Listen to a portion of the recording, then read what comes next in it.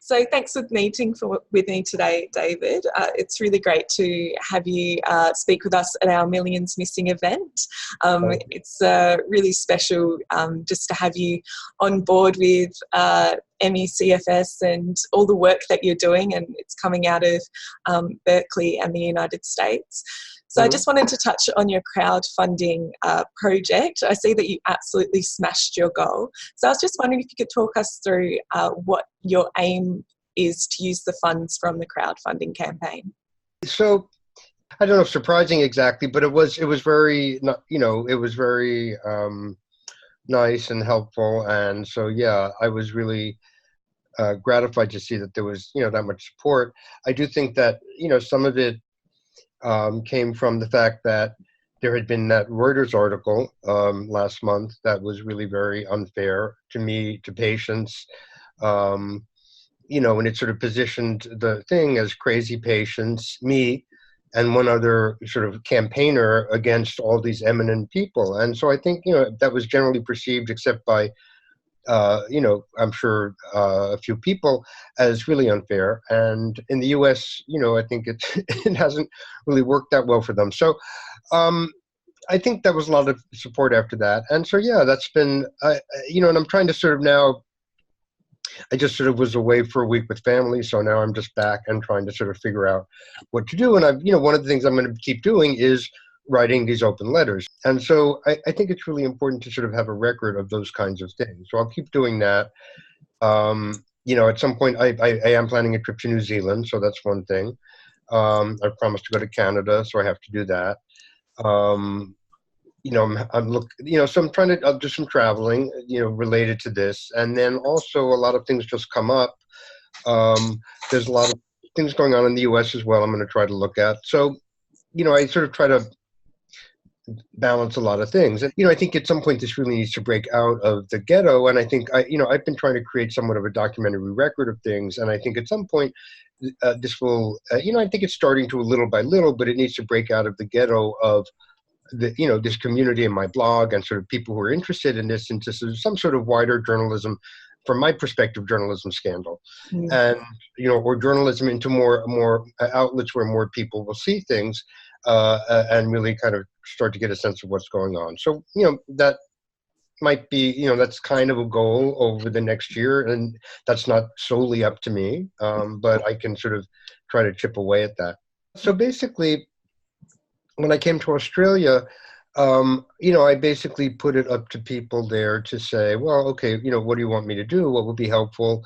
Different groups, the national organization, put out to different regions, and, whoever wanted me to come, I tried to go. So that was why I thought I'd go for 3 weeks, and then I ended up being there for 6 weeks. So each region, each state, organized, talk or whatever that was, whoever was sort of the coordinate local person, some interviews for me to do in terms of local media, or talk, or in some cases it was meeting with a couple of local officials. So basically the New Zealand folks, we've sort of had some talks, or some online discussion with a group, trying to figure out, what would be useful for them. And if I can, I'd love to come back to Australia. So maybe I can tack that on or add that on. So I just want to touch on your paper, Trial by Error.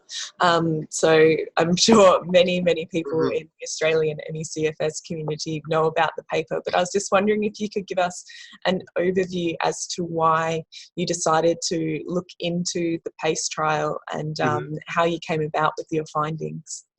It's not really a paper, and I have no findings because it's not research, it was journalism. So my first thing was a 15,000 word, piece of really investigative journalism. So and so findings suggest that I did research that was peer reviewed, which it was not.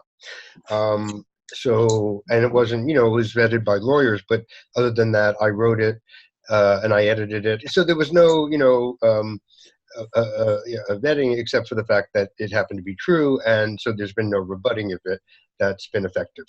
I made a couple of minor non-substantive errors that I corrected, but absolutely nothing. One was one was I called a drug immunomodulatory, and it was a non-inflammatory drug, where I put it in the wrong category of drug, that kind of thing. So I just want to make that clear, because I've been criticized for not having credentials of medical credentials and not having come published about this, most recently last month. So I just want to make clear that I'm not claiming it's anything other than a piece of investigative journalism, and it's not a paper. So I had a friend who was 25 years ago got sick, and that was sort of my initial interest. And I didn't really have much, anything, but then I started writing about it. About the illness, then CFS, in 2010, 2011, when it was, they thought it was a mouse. There was a connection with a possible mouse retrovirus, and that whole thing lasted a couple of years to get sorted out. Then it was found to seem to be a lab contaminant issue. So during that period, the PACE trial was published, and I wrote a story about it that was essentially taking it at face value. And it was like I had 2 hours to look at it. I'd never heard of it. And then I wrote, well, here's the study. It seems to show this and this and this. And, that was the end of it, except then patients were, pointed out to me, that they had various problems. Then over time, I started reading more of the patient analyses, and I thought, well, this doesn't look very good. And then, to me, it made it seem like what patients were saying made a lot of sense, even though the authors were dismissing it. So I showed the paper.